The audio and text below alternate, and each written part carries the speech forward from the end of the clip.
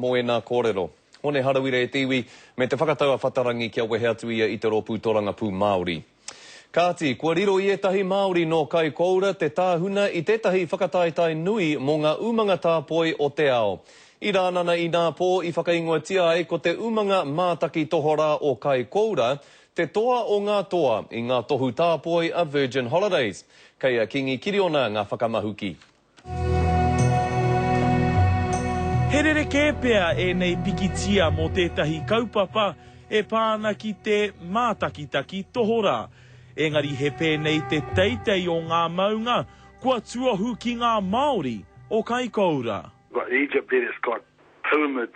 Thailand had 100 hotels there, hotel businesses. I mean, it's just the scale is just absolutely amazing. I tō mua a Whale Watch kai koura I ngā tohu a Virgin Holidays, e rima mano ngā kai whakataetai, e rua rau ngā whenua I whai wāhi atu. I whakaingoa tia anō hoki rātau, te umanga mahi tāpoi toa mo te pena I ngā tini a Tangaroa. Just to give you an indication, I did an interview with BBC World, and that interview is going to be viewed by 100 million people. We've got a main page spread in the Daily Telegraph, which has 1 million print, and that's going to be read, pretty much by the population of New Zealand. Ko Whale Watch kai koura te umanga mahi tāpoi tuarua o Aotearoa, kua toa I te whakataetai a Virgin Holidays.